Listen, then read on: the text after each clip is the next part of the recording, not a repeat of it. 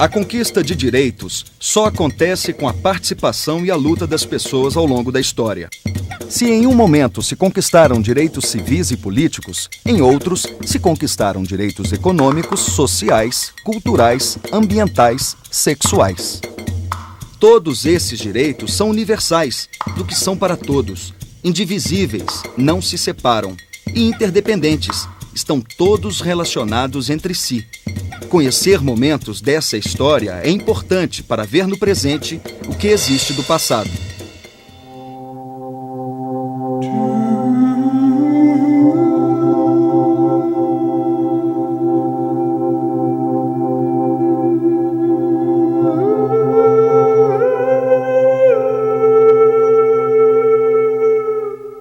A Declaração Universal dos Direitos Humanos foi criada logo depois da Segunda Guerra Mundial, num esforço conjunto entre as nações, como uma resposta aos horrores cometidos nos campos de concentração.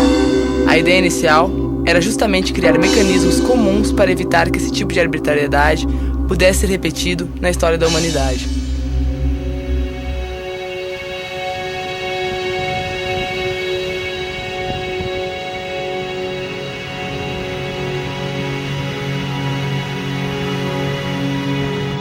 Meu nome é Franz Kreisberg. Cheguei no Brasil em 47. Cheguei no Rio de Janeiro. Dormi na praia, porque não tinha e não conhecia ninguém, não sabia falar essa língua. E eu não tinha R$1 para comer. Não foi fácil, mas eu já estava mais ou menos acostumado à guerra.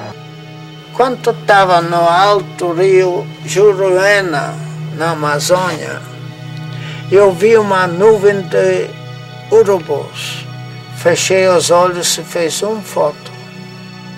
Estava 6 índios pendurados numa árvore, cabeça para baixo, com centenas de urubus. Kunanya memo, kunanya memo, moko dia jaya. Nhạc mô cử bò anh mơ tự nhiên bò hay ta mơ tự nhiên bò nó hệ học ở từ nông hoa mơ tự nhiên.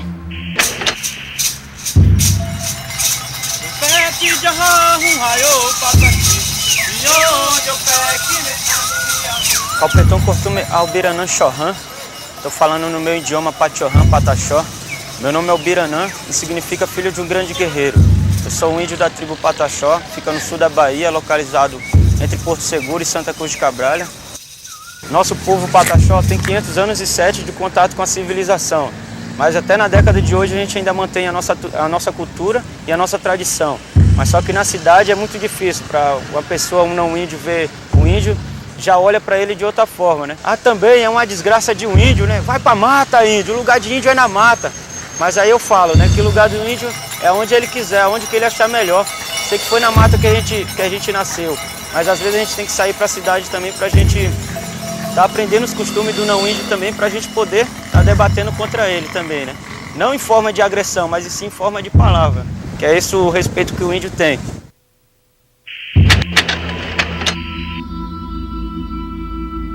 Preto, negão, escurinho, carvão, breu, não é tanto o nome que ofende, mas o tom e às vezes a situação em que essas palavras são ditas.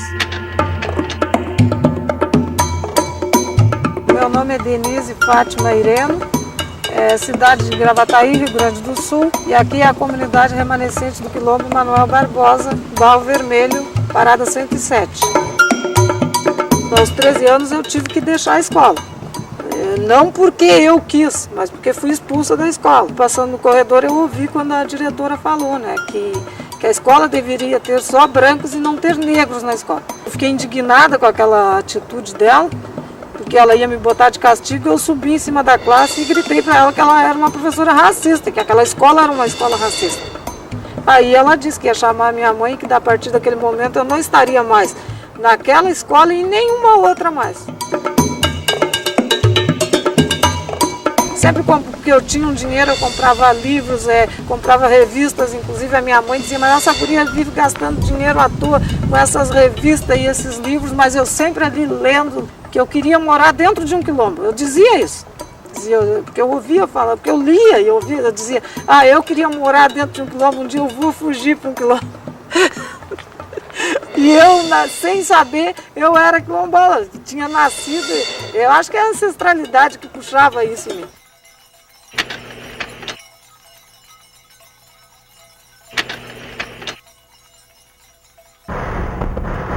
Quando era colônia da França, o Haiti, na América Central, fundou a primeira república negra da era moderna, a partir de uma revolução de escravos. Ironia da história.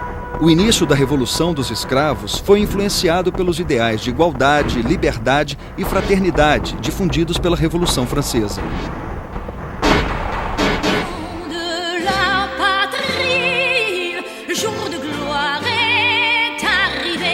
A Revolução Francesa, por sua vez, foi influenciada pelos ideais difundidos pela independência americana.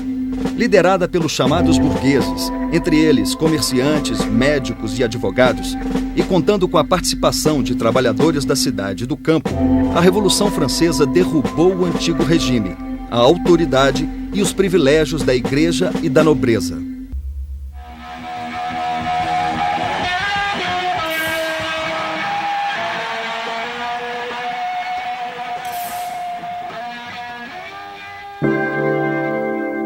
A Declaração de Virgínia, escrita em 1776, é a primeira da era moderna que fala da liberdade religiosa, da inviolabilidade do domicílio e da proibição de penas cruéis.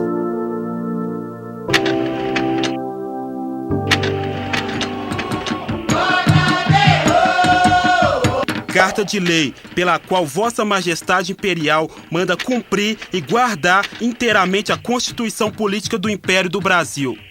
Artigo 7º. Todo cidadão tem em sua casa um asilo inviolável. Artigo 5º. Ninguém pode ser perseguido por motivo de religião, uma vez que respeite a do Estado e não ofenda a moral pública. A propósito, na Constituição de 1824, as palavras mulher, índio e negro não são citadas sequer uma única vez ao longo do texto.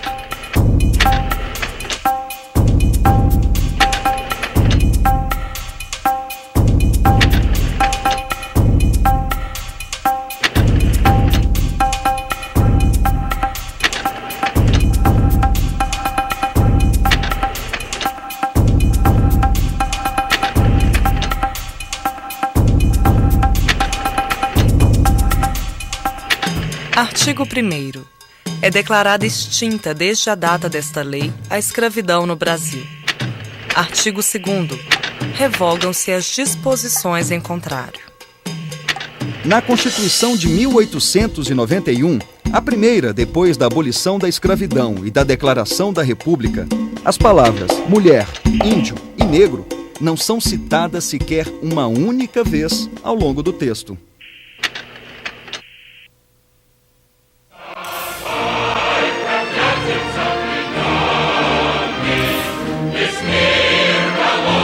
A partir de 1910, o México inicia um processo revolucionário que culmina com a Constituição de 1917. É a primeira vez que os direitos dos trabalhadores é contemplado numa Constituição.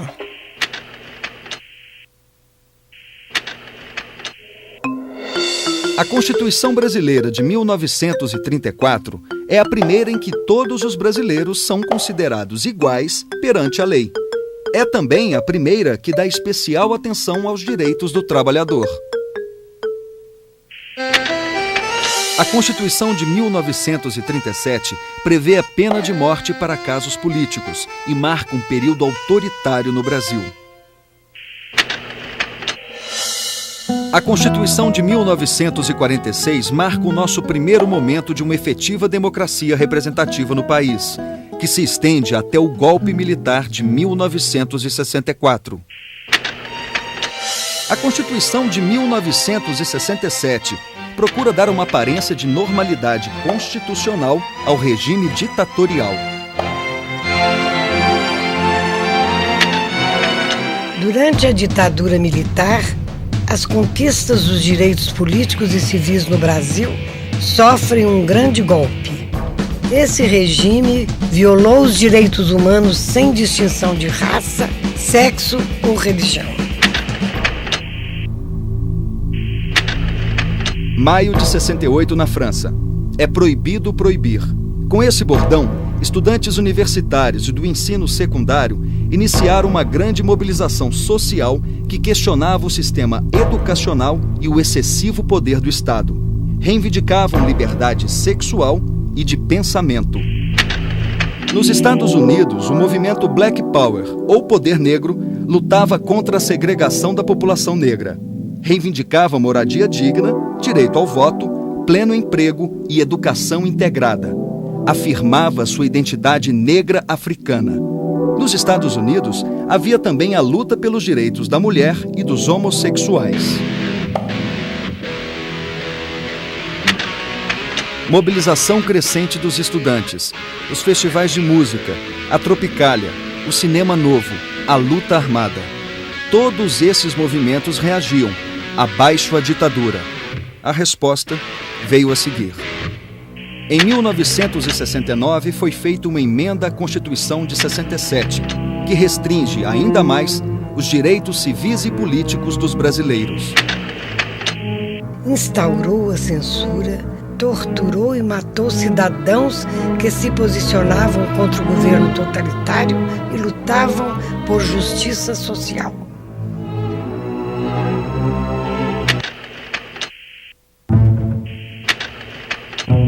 Na América Latina, os golpes militares na Argentina, em 1966, e no Chile, em 1973, marcaram uma época de ditaduras e violação dos direitos civis, políticos e sociais dos cidadãos que lutavam por uma sociedade mais justa.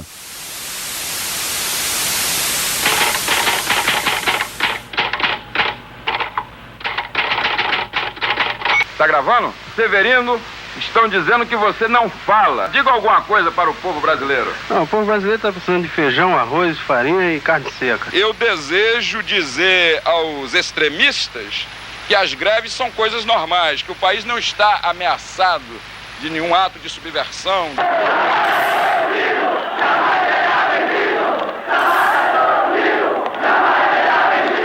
A década de 80 representa um marco no processo de redemocratização do país. Os movimentos sociais, contestando a ditadura, se organizaram e reivindicaram o direito a ter direitos. A força da sociedade civil organizada foi crucial para que muitos desses direitos passassem a ser garantidos pela Constituição de 1988. Eleição é direta, eleição é direta. A Constituição de 1988 definiu a função social da propriedade. Garantiu o reconhecimento da propriedade definitiva dos remanescentes quilombolas, demarcação das terras dos povos indígenas, proteção à violência doméstica contra mulheres e crianças, dignidade e qualidade de vida aos idosos. Crianças e adolescentes são reconhecidos como sujeitos de direitos. O acesso da população a todos os direitos sociais. A Constituição pretende ser a voz, a letra, a vontade política da sociedade rumo à mudança. Que a promulgação seja nosso grito. Mudar para vencer. Muda, Brasil! Muda, Brasil! Cada brasileiro deve andar com um livrinho desse debaixo do braço. Cada órgão de segurança pública, também deve fazer valer a Constituição Federal do Brasil, e ser de verdade protetor da sociedade, não violador dos direitos.